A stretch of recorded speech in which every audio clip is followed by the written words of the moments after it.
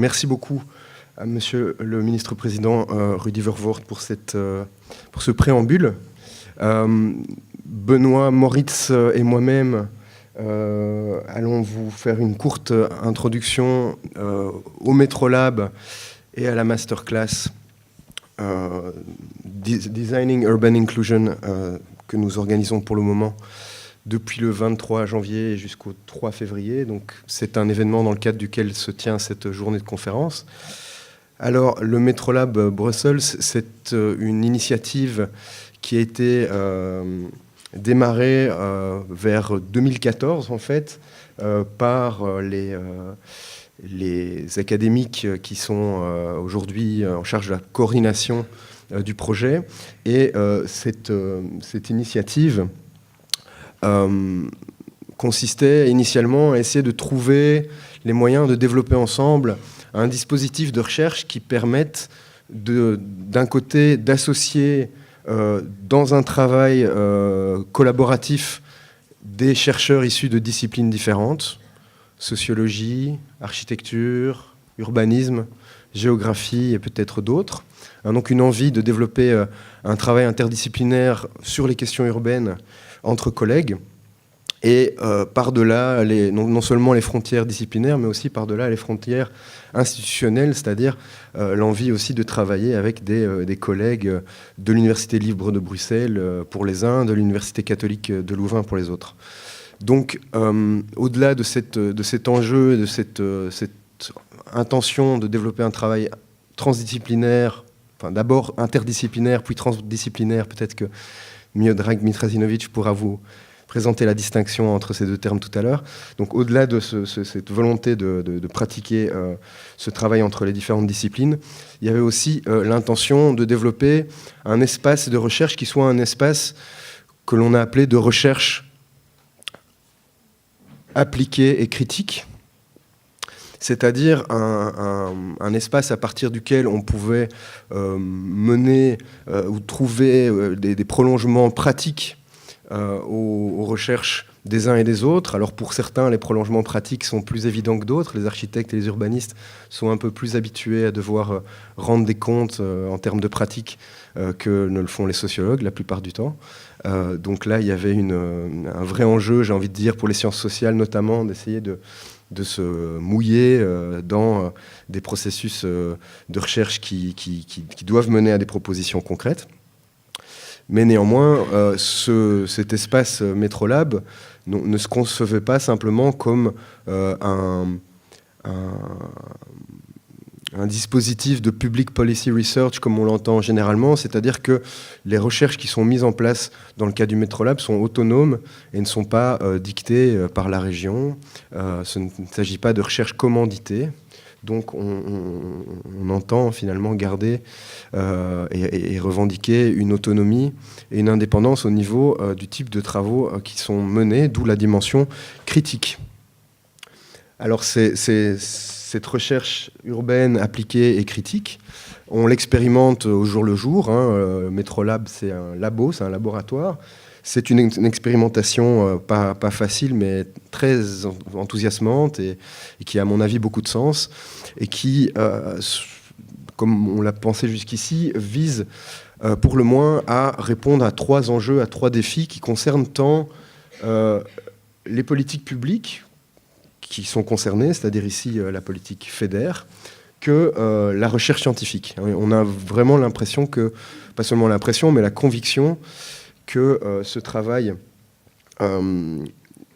d'engagement des universités sur le terrain des politiques publiques pour suivre, accompagner et peut-être améliorer à certains égards ces politiques publiques, eh bien, c'est un travail win-win, si on veut, à la fois pour la recherche et pour les politiques publiques. Alors, sur un premier plan, c'est des effets positifs et des améliorations qu'on envisage sur la dimension du partage de savoir. Donc on imagine avec le Metrolab développer un travail dialogique ou de construction de connaissances qui soit dialogique, qui consiste d'un côté à essayer d'améliorer la façon dont le savoir des universités est amené aux acteurs urbains, C'est un travail qui a déjà été mené depuis un moment à Bruxelles, à travers les initiatives type Brussels Studies, à travers notamment également la Brussels Academy, qui propose des savoirs, des connaissances expertes et universitaires sur la ville aux acteurs urbains, mais qui le font sur un mode qui reste celui de l'académie, Brussels Academy. L'idée, c'est d'apprendre quelque chose des universitaires à travers des présentations organisées autour de l'une ou l'autre thématique. De notre côté, au Métrolab, on envisageait cet apport des savoirs universitaires comme étant focalisé sur des situations d'action, sur des projets spécifiques. Donc c'est véritablement l'université qui se déplace auprès des porteurs de projets et qui prend connaissance de la complexité de leur situation. Inversement, le Métrolab est aussi un lieu de convergence pour les acteurs urbains autour de la politique FEDER qui viennent nourrir notre travail de recherche de leur savoir et de leurs compétences. Donc on a essayé généralement jusqu'ici dans nos séminaires notamment d'avoir une sorte de mixité au niveau des intervenants où on n'entend pas uniquement des académiques, mais on entend également dans nos séances des acteurs qui font Bruxelles. Deuxième plan, c'était l'idée ou la nécessité, selon nous, d'avoir une meilleure connexion entre réflexivité et pratique. Donc pour les politiques publiques, ou une politique publique comme FEDER, il semblait y avoir un intérêt à développer l'intelligence et la réflexivité en fait, de la politique publique FEDER à différents niveaux, à l'échelle de projets particuliers, mais aussi plus globalement au niveau de la stratégie même en fait, de la politique FEDER, de ses intentions, de ses stratégies, des catégories que l'utilise, comme par exemple celle d'inclusion, qui est au cœur de cette journée, et qui est utilisée souvent de manière un petit peu facile, comme on parle sans trop y penser de cohésion sociale, de vivre ensemble, d'intégration. Inclusion est en train de devenir une de ces notions un peu passe-partout. Et donc, notre travail vise aussi à interroger le cadre logique et jusqu'au discours en fait, porté par cette politique publique pour l'affiner et peut-être aussi introduire de temps en temps des considérations critiques. Inversement, si les politiques publiques étant en recherche de réflexivité pour améliorer ces pratiques, je le disais tout à l'heure, les universitaires sont en recherche de pratiques pour améliorer leur réflexion. C'est-à-dire que là, pour beaucoup d'entre nous, ces réflexions universitaires gagnent, à mon avis, à trouver les moyens de leur prolongement pratique. Et enfin, le troisième niveau, c'est un niveau d'ancrage territorial qui bénéficie à la fois aux politiques publiques et à la recherche universitaire à travers le type de travail, de recherche-action que l'on mène avec le Métrolab. La politique FEDER trouve un meilleur enracinement dans le territoire bruxellois à travers le travail de contextualisation spécifique qui est mené par les chercheurs du Métrolab auprès des différents porteurs de projets. Et inversement, la recherche urbaine, qui a aussi un contenu théorique, comme vous le verrez aujourd'hui, que mènent nos chercheurs, nous pensons qu'elle trouve une meilleure qualité et peut-être une théorie plus ancrée à partir du moment où elle fonctionne dans des situations et en tenant compte de la complexité liée aux situations et aux contraintes d'action qui sont celles des acteurs. Voilà, je vais maintenant laisser la parole à Benoît, puisque vous l'avez compris, c'est un exercice de duettiste que nous allons tenter. Moi, je suis architecte, donc je parle moins bien que Mathieu. Je m'exprime plutôt à travers du dessin, des projets, etc. Donc, je suis Benoît Moritz, faculté d'architecture de l'ULB, et le co-coordinateur en fait avec Mathieu de l'ensemble de l'initiative. Donc, je ne vais pas m'attarder sur la politique des fonds européens FEDER. Le ministre-président s'est déjà assez attardé sur ce sujet. Peut-être simplement dire que le projet Métrolab est un projet relativement innovant par rapport au sujet au sujet au pluriel qu'il traite, c'est-à-dire examiner, observer les politiques urbaines au sens large. Les projets FEDER, généralement, financent de l'infrastructure pour le développement social, le développement économique, etc. Financent également de la recherche, mais c'est souvent de la recherche extrêmement appliquée au développement de produits industriels, de développement de produits plutôt technologiques. La recherche liée à Bruxelles, c'est surtout la recherche médicale qui est mise en avant. Et donc, quand nous avons postulé pour ce financement, je veux dire qu'on était relativement étonné finalement d'avoir été sélectionné en fin de parcours. Et je pensais aussi dire au final l'importance qui est donnée à la recherche que nous avons proposée par les pouvoirs publics et par la région en particulier. Donc, FEDER s'inscrit, notre recherche, Metrolab s'inscrit dans la programmation 2014-2020. Nos 12 chercheurs vont développer des recherches, doctorat, postdoc, en lien avec des projets FEDER qui ont été retenus, une trentaine de bâtiments, d'infrastructures publiques construites dans le territoire du Canal. Et nous inscrivons donc dans les 10 projets de recherche appliqués, disons, qui sont également cofinancés par ce fonds européen. Ce qui nous intéresse dans FEDER, c'est les sujets qui sont en réalité abordés à travers les projets qui ont été sélectionnés. Donc FEDER investit de l'argent principalement des infrastructures de développement économique, des infrastructures de développement social et d'inclusion sociale. Bruxelles en a déjà profité par le passé. Nos chercheurs travaillent principalement à l'observation de projets qui doivent encore se faire. C'est aussi dans ce cadre-là que la journée d'aujourd'hui est organisée, une matinée plutôt sur la question d'architecture et l'inclusion urbaine dans des projets développés par des architectes, des projets de recherche, mais aussi des projets d'équipement. L'après-midi, plutôt des questions de sociologie, politique, géographie, etc. Et donc nos chercheurs travaillent principalement avec comme objet ou sujet, in fine, une production de bâtiments.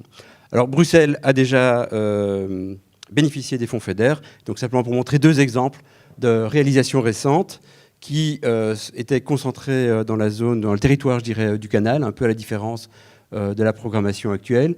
Donc c'est 2 exemples qui sont un peu emblématiques finalement de l'esprit même de la programmation FEDER telle qu'elle a été développée à Bruxelles. On n'est pas, pour avoir un peu comparé, étudié le sujet dans le cadre des projets FEDER en Espagne par exemple, on investit dans des grandes gares, etc. Ici on est vraiment plutôt dans une approche de rénovation urbaine qui passe par une intervention dans des territoires qui sont déjà occupés, en mutation, et par rapport auquel FEDER devient finalement un instrument de mutation ou d'accélération de ces mutations. Bon, ce projet-ci, vous le connaissez peut-être, donc c'est le projet COOP, c'est un incubateur d'entreprise qui est situé dans une ancienne meulerie le long du canal. Un autre de ces projets, c'est quartier en bordure du canal, à côté de Kuregem. On voit aussi au niveau architectural, et là c'est l'architecte qui parle, c'est plutôt une intervention très ciblée sur des questions d'ouverture de bâtiments et aussi finalement de représentation dans le domaine public. Un autre exemple de projet financé, ce projet-ci est un projet public, ce projet-ci est un projet privé, qui a été cofinancé par les fonds FEDER, qui est donc un projet de marché alimentaire couvert sur le site des abattoirs, qui est un des sites sur lesquels nos étudiants travaillent encore en ce moment, puisque la Société des abattoirs développe un projet d'abattoir vertical et compact sur le site. Et donc voilà, c'est typiquement le genre de situation qui est développé en termes de situation urbaine dans situation urbaine et architecturale. Alors, on est donc une alliance de 2 universités, 4 centres de recherche, différentes disciplines. I give you the floor, Mathieu. Voilà, donc le travail de recherche du Metrolab s'applique à l'ensemble, potentiellement en fait à l'ensemble de la programmation FEDER 2014-2020. Donc, comme l'a rappelé Monsieur Vervoort tout à l'heure, il y a une quarantaine de projets qui sont financés dans le cadre du FEDER. Nos 13 recherches, nos 13 chercheurs en fait, financés dans le cadre du Metrolab travaillent auprès de ces projets, soit de manière spécifique en suivant un projet, soit en travaillant avec une constellation de projets, ou encore en organisant des événements plus globaux et transversaux, comme c'est le cas aujourd'hui. Vous voyez, il y a 3 thèmes importants et relativement habituels qui sont traités dans le cadre du MetroLab depuis son début et jusqu'à la fin du projet. Ce sont les thèmes de l'inclusion urbaine, de l'écologie urbaine et de la production urbaine. Donc en gros, les 3 dimensions sociales, écologiques et économiques du développement durable. Et notre travail connaît des cycles différents. Il va se focaliser tour à tour sur l'inclusion urbaine, comme c'est le cas de cet événement aujourd'hui qui marque la fin de ce premier cycle, l'écologie urbaine et la production urbaine qui connaîtront des événements futurs, de nouvelles masterclass et de nouveaux colloques. Alors, donc cette fameuse masterclass, c'est un travail dont que nous découvrons du côté des sciences sociales, mais dont les architectes et urbanistes avaient déjà l'expérience. C'est un travail que nous avons conçu cette année autour des enjeux de l'inclusion et de la façon dont l'inclusion sociale peut se trouver prise en compte et traduite dans un design, dans la conception et l'aménagement d'un espace. Donc ça nous semble une thématique particulièrement propice à la collaboration entre les sciences sociales et l'architecture et l'urbanisme. Dans les sciences sociales, j'entends aussi la géographie notamment, avec cette idée que pour mettre au point des espaces inclusifs, pour mettre au point et pour concevoir des espaces hospitaliers, il y avait peut-être un intérêt pour les architectes et urbanistes à en savoir plus long sur ce que inclusion et sur ce que hospitalité pouvait dire. Et donc c'est un petit peu l'enjeu de cette journée aussi que de spécifier encore un peu ensemble ces termes-là. Alors pour une brève présentation du background et des masterclass précédentes qui ont posé les jalons pour cette masterclass Designing Urban Inclusion, je redonne la parole à Benoît. So I will quickly pass through some slides, so explaining the masterclass, and then after we'll have the presentation of the several speakers, and we will start with different lectures. So the actual masterclass is based on our experience that we have let's say developed in the past year. At the Faculty of Architecture of ULB, we have organized 3 masterclasses dedicated to specific themes in the past. The one was in 2012. The subject was logistic and how to develop logistic and economy in the city. Second masterclass was about transport infrastructure inside the city fabric. And the third one was organized 2 years ago, always with a master tutor invited, and they were always organized during a session of 2 weeks. As the students today that participate, the students were invited from several European countries, jury organized, and so on. The first masterclass was organized with the French architecture studio Grau, and they clearly, how can I say, developed this idea of developing a graphic language specific to the masterclass, and so that to the masterclass method, it's something that we still develop nowadays, and that is also a specific issue for us, because as architects it was something that was really, let's say, accepted quickly, but today for, let's say, other disciplines, it's a challenge for us to, let's say, convince our colleagues that it's a main issue in terms of production of ideas and how you can quickly, in 2 weeks, produce projects. There are, during the masterclass, there are several institutions and partners involved. Of course, the master tutors and their, let's say, related universities, and there are also students coming from New York, from Sheffield, Venice, the program 4 Cities, which is a common program developed by ULB and VUB.